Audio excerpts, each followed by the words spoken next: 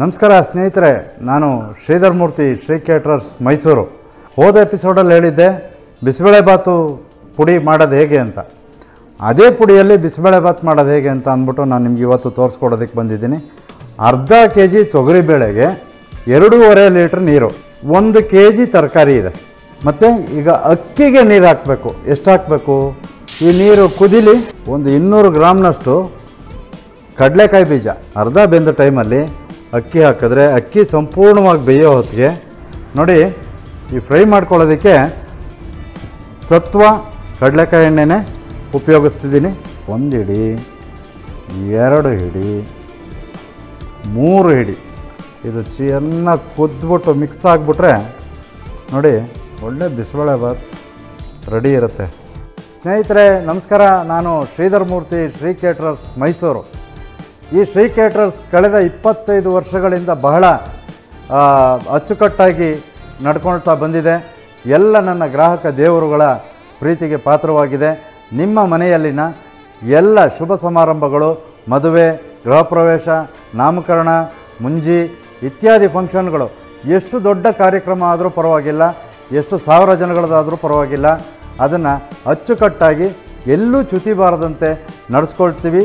ನಿಮ್ಮ ಯಾವುದೇ ಅವಶ್ಯಕತೆಗಳಿಗೆ ನನ್ನ ನಂಬರ್ಗೆ ಸಂಪರ್ಕಿಸಿ. ನೀವಿರುವಲ್ಲಿಗೆ ಬಂದು ನಾವು ಆರ್ಡ್ರನ್ನ ತೊಗೋತೀವಿ ಅಂತ ಹೇಳ್ತೀನಿ. ನಮಸ್ಕಾರ. ಎಂದಿನಂತೆ ಇವತ್ತು ನಾನು ನಿಮಗೆ ಹೋದ ಎಪಿಸೋಡಲ್ಲಿ ಹೇಳಿದ್ದೆ ಬಿಸಿಬೇಳೆಬಾತು ಪುಡಿ ಮಾಡೋದು ಹೇಗೆ ಅಂತ. ಅದೇ ಪುಡಿಯಲ್ಲಿ ಬಿಸಿಬೇಳೆಬಾತು ಮಾಡೋದು ಹೇಗೆ ಅಂತ ಅಂದ್ಬಿಟ್ಟು ನಾನು ನಿಮ್ಗೆ ಇವತ್ತು ತೋರಿಸ್ಕೊಡೋದಕ್ಕೆ ಬಂದಿದ್ದೀನಿ. ಈಗ ಶುರು ಮಾಡೋಣ. ಬಿಸಿಬೇಳೆಬಾತು ಮೊದಲಿಗೆ ಒಂದು ಡಬರಿ ಇಟ್ಕೋತೀನಿ. ನೋಡಿ, ಸ್ವಲ್ಪ ದೊಡ್ಡದೇ ಇಟ್ಕೊಂಡಿದ್ದೀನಿ. ಯಾಕೆಂದರೆ ಇವತ್ತಿನ ದಿವಸ ಇಲ್ಲಿ ಮಾಡ್ತಾ ಇರೋವಂಥದ್ದು ಬಿಸಿಬೇಳೆಬಾತು ಒಂದು 10-15 ಜನಕ್ಕೆ ಆಗೋವಷ್ಟೇ ಮಾಡ್ಬೋಣ ಅಂತ ಹೇಳಿ. ಮೊದಲಿಗೆ ನಾನು ಅರ್ಧ ಕೆ ಜಿ ತೊಗರಿಬೇಳೆಗೆ 2.5 ಲೀಟ್ರ್ ನೀರು, ಅಂದರೆ ಅರ್ಧ ಕೆ ಜಿಗೆ 2.5 ಅಂದರೆ 1:5, 1ಕ್ಕೆ 5ರಷ್ಟು ನೀರನ್ನು ಹಾಕಿ ತೊಗರಿಬೇಳೆಯನ್ನು ಬೇಯಿಸ್ಕೊಂಡಿದ್ದೀನಿ. ನೋಡಿ, ಇಲ್ಲಿ ಕುಕ್ಕರಲ್ಲಿ 3 ವಿಸಿಲ್ ಹೊಡಿಸಿ ತೊಗರಿಬೇಳೆ ಬೇಯಿಸ್ಕೊಂಡಿದ್ದೀನಿ. ಅದನ್ನು ಈ ಡಬ್ರಿಗೆ ಹಾಕ್ತೀನಿ. 1ಕ್ಕೆ 5ರಷ್ಟು ತೊಗರಿಬೇಳೆಗೆ ನೀರು ಹಾಕಿರೋದು, ಅದನ್ನು ಈಗ ಈ ಡಬ್ರಿಗೆ ಹಾಕ್ಕೊಂಡಿದ್ದೀನಿ. ನಂತರ ನೋಡಿ, ಸುಮಾರು 1 ಕೆ ಜಿ ತರಕಾರಿ ಇದೆ. ಬೀನ್ಸು, ಕ್ಯಾರೆಟು, ನವಿಲುಕೋಸು ಎಲ್ಲವನ್ನು ಈ ಥರ ಹೆಚ್ಕೊಂಡಿದ್ದೀನಿ. ಹೆಚ್ಚಿ ತೊಳೆದು ಬೌಲಲ್ಲಿ ಹಾಕಿಟ್ಕೊಂಡಿದ್ದೀನಿ. 1 ಕೆ ಜಿಯಷ್ಟು ತರಕಾರಿ ಇದಕ್ಕೆ ಹಾಕುವ ಬೇಳೆ ಜೊತೆನೇ ತರಕಾರಿ ಬೇಯಬೇಕು. ಬೇರೆ ಬೇಯಿಸ್ಬಿಟ್ಟು ಇದು ಮಾಡ್ತಾರಲ್ಲ ಆ ಥರ ಬೇಡ. ಮತ್ತು ಈಗ ಅಕ್ಕಿಗೆ ನೀರು ಹಾಕಬೇಕು. ಎಷ್ಟು ಹಾಕಬೇಕು? ಅದು ಅರ್ಧ ಕೆ ಜಿ ಅಕ್ಕಿ ತೊಗೋತೀನಿ. 1ಕ್ಕೆ 5ರಷ್ಟು ನೀರು, ಅಂದರೆ ಅರ್ಧ ಕೆ ಜಿ ಅಕ್ಕಿಗೆ 2.5 ಲೀಟ್ರ್ ನೀರನ್ನು ನಾವು ಹಾಕ್ಕೋಬೇಕು. ಅಕ್ಕಿಗೂ ಕೂಡ 2.5 ಲೀಟ್ರ್ ನೀರನ್ನು ಹಾಕ್ತಿದ್ದೀನಿ. ಇದು 1.5 ಲೀಟ್ರು, ಇಲ್ಲಿ 1 ಲೀಟ್ರ್ ನೀರು ಇದಕ್ಕೆ ಹಾಕಿದ್ದೀನಿ. ಈ ನೀರು ಕುದಿಲಿ. ಬೆಂದಿರೋ ಬೇಳೆ ಹಾಕಿದ್ದೆ. ಈಗ ಅದಕ್ಕೆ 1 ಕೆ ಜಿಯಷ್ಟು ತರಕಾರಿ ಹಾಕಿದ್ದೀನಿ. ಆ ತರಕಾರಿ ಒಂದು ಅರ್ಧ ಭಾಗ ಬೆಂದಿದೆ. ಇವಾಗ ಒಂದು 200 ಗ್ರಾಮ್ನಷ್ಟು ಕಡಲೆಕಾಯಿ ಬೀಜ ನೆನೆಸಿ ಎತ್ತಿಟ್ಕೊಂಡಿದ್ದೆ. ಆ 200 ಗ್ರಾಮ್ನಷ್ಟು ಕಡಲೆಕಾಯಿ ಬೀಜನ ಇಲ್ಲಿಗೆ ಹಾಕೋಣ. ನೀವು ಬೇಕಾದರೆ ಹಸಿ ಬಟಾಣಿ ಹಾಕ್ಕೋಬೋದು, ಬೇರೆ ಕಾಳುಗಳು ಯಾವುದು ಬರುತ್ತೆ, ಯಾವುದು ಡಬಲ್ ಬೀನ್ಸು ಆ ಥರದ್ದು ಹಾಕ್ಕೋಬೋದು. ಆಯಿತಾ? ಈಗ ನೆಕ್ಸ್ಟ್ ಏನು ಅಂತ ಅಂದರೆ ಇದಕ್ಕೆ ಅಕ್ಕಿ ಹಾಕೋಣ. ಅರ್ಧ ಬೆಂದಿದೆ ತರಕಾರಿ. ಅರ್ಧ ಬೆಂದ ಟೈಮಲ್ಲಿ ಅಕ್ಕಿ ಹಾಕಿದ್ರೆ ಅಕ್ಕಿ ಸಂಪೂರ್ಣವಾಗಿ ಬೇಯೋ ಹೊತ್ತಿಗೆ ನಿಮಗೆ ತರಕಾರಿನೂ ಸಂಪೂರ್ಣವಾಗಿ ಬೆಂದಿರುತ್ತೆ. ಅಕ್ಕಿ ಅರ್ಧ ಕೆ ಜಿ ತೊಗೊಂಡಿದ್ದೀನಿ. ಅದನ್ನು ತೊಳೆದು ನೆನೆಸಿ ಎತ್ತಿಟ್ಕೊಂಡಿದ್ದೀನಿ, ಶೋಧಿಸಿ. ನೋಡಿ, ಅರ್ಧ ಕೆ ಜಿ ಅಕ್ಕಿ ಸಂಪೂರ್ಣವಾಗಿ ಇದಕ್ಕೆ ಹಾಕಿದ್ದೀನಿ. ಇದನ್ನು ಒಂದು ಸಾರಿ ಅಕ್ಕಿ ಹಾಕಿದ್ಮೇಲೆ ಹೀಗೆ ಮಿಕ್ಸ್ ಮಾಡ್ಕೋಬೇಕು. ನೀವು ಅಕ್ಕಿ ಹಾಕಿದ್ಮೇಲೆ ಈ ಥರ ಓಪನ್ ಪಾತ್ರೆಗಳು ಮಾಡೋದ್ರಿಂದ ಹಾಗೆ ಬಿಟ್ಬಿಟ್ರೆ ಕೆದಕದಲ್ಲೇ ಅಕ್ಕಿ ಒಂದೇ ಕಡೆ ಕೂತಿರುತ್ತಲ್ಲ, ಅದು ಬುಡ ಹಿಡ್ಕೊಳ್ಳೋ ಚಾನ್ಸ್ ಇರುತ್ತೆ. ಬುಡ ಹಿಡ್ಕೊಳ್ಳೋದು ಅಂತ ಅಂದರೆ ಸೀದೋಗೋ ಚಾನ್ಸ್ ಇರುತ್ತೆ. ನೆಕ್ಸ್ಟು ಇದಕ್ಕೆ ಆದಂಥ ಒಂದು ಒಗ್ಗರಣೆ. ಅಕ್ಕಿ ಬೇಯ್ತಾ ಇರುತ್ತೆ, ಅಷ್ಟರೊಳಗಡೆ ಟೈಮ್ ಸೇವ್ ಮಾಡ್ಕೊಳ್ಳೋದಕ್ಕೆ ಇನ್ನೊಂದು ಸ್ಟೌವ್ನಲ್ಲಿ ಒಗ್ಗರಣೆ ಮಾಡ್ಕೊಳ್ಳೋಣ. ಒಗ್ಗರಣೆ ಏನಂತ ಅಂದರೆ ಈ ದಪ್ಪ ಮೆಣಸಿನ್ಕಾಯಿ, ಈರುಳ್ಳಿ ಇದನ್ನೆಲ್ಲ ಫ್ರೈ ಮಾಡ್ಕೊಳ್ಳೋದು. ನೋಡಿ, ಈ ಫ್ರೈ ಮಾಡ್ಕೊಳ್ಳೋದಕ್ಕೆ ಸತ್ವ ಕಡಲೆಕಾಯಿ ಎಣ್ಣೆನೇ ಉಪಯೋಗಿಸ್ತಿದ್ದೀನಿ. 1 kgಗೆ ಒಂದು 250 ಗ್ರಾಮ್ನಷ್ಟು ಎಣ್ಣೆ ಬೇಕಾಗುತ್ತೆ. 250 ಗ್ರಾಮ್ ಎಣ್ಣೆ ಹಾಕ್ಕೊಂಡಿದ್ದೀನಿ. ನೋಡಿ, 250 ಗ್ರಾಮ್ ಸತ್ವ ಕಡಲೆಕಾಯಿ ಎಣ್ಣೆ ಹಾಕಿದ್ದೀನಿ. ಎಣ್ಣೆ ಕಾಯಲಿ. ಎಣ್ಣೆ ಕಾದ್ಮೇಲೆ ನೋಡಿ, ಅದಕ್ಕೆ ಅಂತ ಒಂದು 300 ಗ್ರಾಮು ಈರುಳ್ಳಿ ಕಟ್ ಮಾಡ್ಕೊಂಡಿದ್ದೀನಿ. ಈ ಥರ ಒಂದು 200 ಗ್ರಾಮ್ ದಪ್ಪ ಮೆಣಸಿನ್ಕಾಯಿ ಕಟ್ ಮಾಡ್ಕೊಂಡಿದ್ದೀನಿ. ನೋಡಿ, 1.5 ಸ್ಪೂನ್ನಷ್ಟು ಸಾಸಿವೆ ಹಾಕಿದ್ದೀನಿ. ಕಡಲೆಕಾಯಿ ಎಣ್ಣೆ ಕಾದಿರೋದಕ್ಕೂ ಅದಕ್ಕೂ ಅದ್ರ ಘಮ ಮೂಗಿಗೆ ಹೇಗೆ ಹೊಡಿತಾ ಇದೆ ಗೊತ್ತಾ? ಎಷ್ಟು ಚೆನ್ನಾಗಿರುತ್ತೆ ಅಂದರೆ, ಏನೇ ಆಗಲಿ ಒರಿಜಿನಾಲಿಟಿನೇ. ನಾವೇನೇ ಬೇರೆದು ಮಿಕ್ಸ್ ಮಾಡಿದ್ರೂ ಕೂಡ ಆ ಒರಿಜಿನಾಲಿಟಿ, ಆ ಘಮ ಗೊತ್ತಾಗೋಗುತ್ತೆ. ಇದು ಫ್ಲೇವರ್ಡಾ ಅಥವಾ ಒರಿಜಿನಲ್ಲ ಅಂತ ಅನ್ನೋದು ಕ್ಲೀನಾಗಿ ಗೊತ್ತಾಗುತ್ತೆ. ಯಾಕೆಂದರೆ ಆ ಕಾಲದಿಂದಲೂ 41 ವರ್ಷದಿಂದಲೂ ಈ ಒರಿಜಿನಲ್ ಎಣ್ಣೆ ಯಾವುದು, ಡೂಪ್ಲಿಕೇಟ್ ಎಣ್ಣೆ ಯಾವುದು, ಇದೆಲ್ಲ ಮೂಗಿಗೆ ಬರುವಂತಹ ಘಮದಿಂದ ಅದರ ವ್ಯತ್ಯಾಸವನ್ನು ತಿಳ್ಕೊಳ್ಳೋವಂಥ ಶಕ್ತಿ, ಅನುಭವ ಆಗೋಗಿದೆ ಅಂತ ಅಂದ್ಕೊಳ್ಳೋಣ. ನೋಡಿ, ಸಾಸಿವೆ ಹೈ ಕ್ಲಾಸಾಗಿ ಸಿಡಿತಾ ಇದೆ. 1 ಸ್ಪೂನ್ನಷ್ಟು ಜೀರಿಗೆ ಹಾಕಿದ್ದೀನಿ. ಒಂದಷ್ಟು ಕರಿಬೇವು ಹಾಕಿದೆ.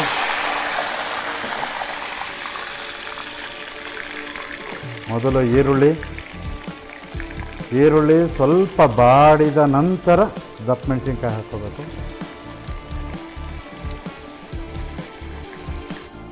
ಈರುಳ್ಳಿ ಬಾಡ್ತಾ ಇರುವಾಗ ಒಂದು ಅರ್ಧ ಸ್ಪೂನ್ ಅರಿಶಿನ. ನೋಡಿ, ಒಂದು 1/4 ಭಾಗ ಈರುಳ್ಳಿ ಬಾಡಿದೆ. ಇವಾಗ ನಾವು ಹೆಚ್ಚಿಟ್ಕೊಂಡಿರೋಂಥ ಒಂದು 200 ಗ್ರಾಮ್ ದಪ್ಪ ಮೆಣಸಿನ್ಕಾಯಿನ ಇಲ್ಲಿಗೆ ಹಾಕುವ. ಈರುಳ್ಳಿ ಬೇಕಾದರೆ ನೀವು ಸ್ಕಿಪ್ ಮಾಡಿಕೊಂಡು ಬರೀ ದಪ್ಪ ಮೆಣಸಿನ್ಕಾಯಿ ಹಾಕ್ಕೋಬೋದು. ಯಾಕೆಂದರೆ ಕೆಲವ್ರ ಮನೇಲಿ ಈರುಳ್ಳಿ ತಿನ್ನಲ್ಲ. ಹಾಗಾಗಿ ನೀವು ಈರುಳ್ಳಿ ಬೇಕಾದರೆ ಸ್ಕಿಪ್ ಮಾಡ್ಕೋಬೋದು. ಬರೀ ದಪ್ಪ ಮೆಣಸಿನ್ಕಾಯಿನ ಈ ಥರ ಬಾಡಿಸಿ ಹಾಕ್ಕೋಬೋದು. ಸ್ನೇಹಿತರೆ ನೋಡಿ, ಇವಾಗ ಒಂದು 90 ಭಾಗ ಅಕ್ಕಿ ಬೆಂದಿದೆ, ಆಯಿತಾ? ಈ ಸಮಯದಲ್ಲಿ ನಾವು ಇದಕ್ಕೆ ಒಂದು 300 ಗ್ರಾಮ್ ಟೊಮೆಟೊ ಹೆಚ್ಚಿಟ್ಕೊಂಡಿದ್ದೆ. ಆ 300 ಗ್ರಾಮ್ ಟೊಮೆಟೊ ಇಲ್ಲೇ ಹಾಕಿ ನೋಡಿ, ಈ ಕಡೆ ಅದ್ರ ಪಾಡ್ಗೆ ಅದು ಬೇಯ್ತಾ ಇರಲಿ, ಬೇಯಲಿ. ಈ ಕಡೆ ದಪ್ಪ ಮೆಣಸಿನ್ಕಾಯಿ ಮತ್ತು ಈರುಳ್ಳಿ ಸಾಸಿವೆ ಒಗ್ಗರಣೆ ಮಾಡ್ಕೊಂಡಿದ್ವಲ್ಲ, ಇಲ್ಲಿಗೆ ನಾವು ಬಿಸಿಬೇಳೆಬಾತು ಹೋದ ಒಂದು ಇದರಲ್ಲಿ ತೋರಿಸಿದ್ವಿ ಹೇಗೆ ಹುರಿಯೋದು ಅಂತ. ಆ ಹುರಿದಿರೋವಂಥ ಬಿಸಿಬೇಳೆಬಾತು ಪುಡಿನ ಇಲ್ಲಿಗೆ ಹಾಕ್ಕೋಬೇಕು. ಎಷ್ಟು ಹಾಕ್ಕೋಬೇಕು? ಈಗ ಅರ್ಧ kg ಅಕ್ಕಿ, ಅರ್ಧ kg ತೊಗರಿಬೇಳೆ ಅಂತಂದರೆ 1 kg ಆಯ್ತಲ್ವ. 1 kgಗೆ 1 ಹಿಡಿ, 2 ಹಿಡಿ, 3 ಹಿಡಿ. ಮೇಲೆ ಬೇಕಾದರೆ ಒಂಚೂರು ಖಾರ ಎಕ್ಸ್ಟ್ರಾ ಬೇಕಾದರೆ ಒಂಚೂರು 1 ಸ್ಪೂನಷ್ಟು ಹಾಕ್ಕೋಬೇಕು. ಹಾಕ್ಕೊಂಡು ಈ ಪುಡಿನ ಇಲ್ಲೇ ಮಿಕ್ಸ್ ಮಾಡ್ಕೊಳ್ಳೋದು ಎಣ್ಣೆ ಜೊತೆ. ಯಾಕೆ ಅಂದರೆ ನೀವು ಪುಡಿನ ಡೈರೆಕ್ಟಾಗಿ ಅಲ್ಲಿ ಬೇಯ್ತಾ ಇರೋವಂಥ ನೀವು ಅಕ್ಕಿಗೆ ಹಾಕೋದಕ್ಕೆ ಹೋದಾಗ ಅದು ಗಂಟಾಗುವಂಥ ಚಾನ್ಸಸ್ ಇರುತ್ತೆ.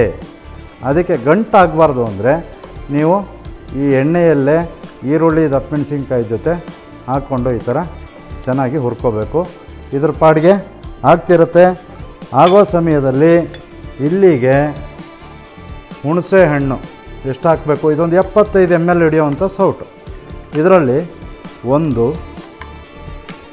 2, 3, ಒಂದು ಅರ್ಧ ಸೌಟು, 3.5 ಸೌಟು ಹುಣಸೆ ಹಣ್ಣು, 1 ಅಚ್ಚು ಬೆಲ್ಲ, ಕಲ್ಲುಪ್ಪು 2 ಹಿಡಿ ಕಲ್ಲುಪ್ಪು, 1, 2. ಈಗ ಒಂದು 100 ಗ್ರಾಮ್ನಷ್ಟು ಕೊಬ್ಬರಿ ಎಳೆ ತುರಿದಿಟ್ಕೊಂಡಿರೋವಂಥ ಕೊಬ್ಬರಿ, ಅದನ್ನು ಇಲ್ಲೇ ಹಾಕಿ ಒಂದು ಸಾರಿ ಕ್ಲೀನಾಗಿ ಮಿಕ್ಸ್ ಮಾಡಿ. ಸ್ನೇಹಿತರೆ ನೋಡಿ, ಹುಣಸೆಹಣ್ಣು ಹಾಕಿದೆ, ಉಪ್ಪು ಹಾಕಿದೆ, ಬೆಲ್ಲ ಹಾಕಿದೆ, ಟೊಮೆಟೊ ಹಾಕಿದೆ, ಕೊಬ್ಬರಿ ಎಳೆನೂ ಹಾಕಿದೆ. ಈಗ ನೆಕ್ಸ್ಟು ಅದು ಕುದಿ ಬಂತು. ಇವಾಗ ಇಲ್ಲಿ ಹುರ್ಕೊಂಡಿರೋವಂತಹ ಪುಡಿ, ದಪ್ಪ ಮೆಣಸಿನ್ಕಾಯಿ, ಮತ್ತು ಈರುಳ್ಳಿ, ಸಾಸಿವೆ ಒಗ್ಗರಣೆ ಎಲ್ಲ ಇದಕ್ಕೆ ಹಾಕ್ಬಿಟ್ಟೆ ನೋಡಿ, ಎಲ್ಲ ಹಾಕಿದ್ದೀನಿ. ಕ್ಲೀನಾಗಿ ಬಳದು ಹಾಕ್ಕೊಂಬಿಡಿ. ಈಗ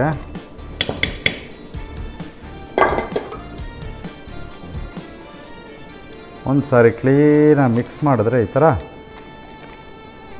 ಆಹಾ ಏನು ಬಿಸಿಬೇಳೆಭಾತ್ ಪುಡಿ ಇದು ಘಮ ಹೇಗೆ ಬರ್ತಿದೆ ಅಂದರೆ, ಇದು ಚೆನ್ನಾಗಿ ಕುದ್ಬಿಟ್ಟು ಮಿಕ್ಸ್ ಆಗಿಬಿಟ್ರೆ ನೋಡಿ ಒಳ್ಳೆ ಬಿಸಿಬೇಳೆಭಾತ್ ರೆಡಿ ಇರುತ್ತೆ.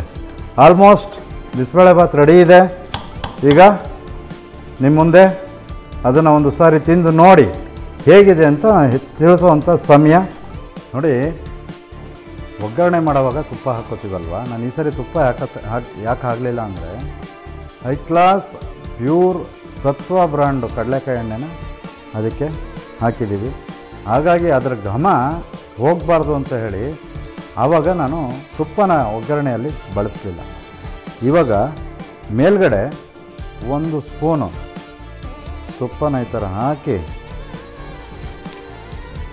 ನಿಮ್ಮ ಮುಂದೆ ತೋರಿಸ್ತಿದ್ದೀನಿ ನೋಡಿ. ಭಾಳ ಬ್ಯೂಟಿಫುಲ್ ಆಗಿರೋ ಬಿಸಿಬೇಳೆಭಾತ್ ರೆಡಿ ಇದೆ. ಹೀಗೆ ಮಾಡಿ, ಹೈ ಕ್ಲಾಸಾಗಿರುತ್ತೆ. ಇದು ನಮ್ಮೂರಿನ ಶೈಲಿಯ ಬಿಸಿಬೇಳೆಭಾತ್. ಒಂದು ಸಾರಿ ರುಚಿ ನೋಡಿ, ನಾನು ಹೇಳ್ಕೊಟ್ಟ ಹಾಗೆ ನಾನು ಏನು ತೋರಿಸ್ತೀನಿ ಹಾಗೇ ಮಾಡಿ, ಅದೇ ರಿಸಲ್ಟ್ ಬರುತ್ತೆ ಅಂತ ಹೇಳಿ ಒಂದು ಸಾರಿ ಇದನ್ನು ರುಚಿ ನೋಡ್ಬೋಣ ಹೇಗಿದೆ ಅಂತ.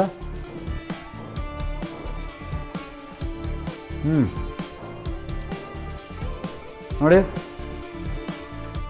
ಹುಳಿ ಜಾಸ್ತಿ ಇಲ್ಲ, ಉಪ್ಪು ಜಾಸ್ತಿ ಇಲ್ಲ, ಖಾರ ಜಾಸ್ತಿ ಇಲ್ಲ. ಎಷ್ಟು ಚೆನ್ನಾಗಿದೆ ಅಂದರೆ, ಆ ಕಡಲೆಕಾಯಿ ಎಣ್ಣೆ ಬಳಸಿರುವಂಥದ್ದು ತುಂಬ ಚೆನ್ನಾಗಿ ಬಂದಿದೆ. ನಿಮಗೂ ಈ ಕಡಲೆಕಾಯಿ ಎಣ್ಣೆ ಕೆಳಗೆ ಎಲ್ಲ ವೆಬ್ಸೈಟೆಲ್ಲ ಮೆನ್ಷನ್ ಮಾಡಿರ್ತೀವಿ, ನೋಡಿ ನೀವು ಆನ್ಲೈನಲ್ಲೇ ತರಿಸ್ಕೋಬೋದು.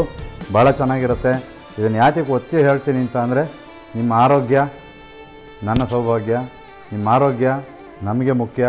ನೀವು ಚೆನ್ನಾಗಿದ್ದರೆ ನಾನು ಚೆನ್ನಾಗಿದ್ದಂಗೆ ಅಂತ ಹೇಳ್ತಾ, ಬಿಸಿಬೇಳೆಭಾತ್ ತುಂಬ ಚೆನ್ನಾಗಿ ಬಂದಿದೆ. ನೀವು ನಿಮ್ಮ ಮನೇಲಿ ಮಾಡಿ ನಿಮ್ಮ ಮನೆಯವ್ರಿಗೆಲ್ಲ ಕೊಡಿ ಅಂತ ಹೇಳ್ತಾ ಹೋಗಿದ್ದು ಬರಲ್ಲ. ಮುಂದಿನ ಸಂಚಿಕೆಯಲ್ಲಿ ಒಂದು ಒಳ್ಳೆಯ ಖಾದ್ಯದೊಂದಿಗೆ ನಿಮ್ಮನ್ನು ಮೀಟ್ ಮಾಡ್ತೀನಿ ಅಂತ ಹೇಳ್ತಾ ಹೋಗಿದ್ದು ಬರ್ತೀನಿ ಸ್ನೇಹಿತರೆ. ನಮಸ್ಕಾರ.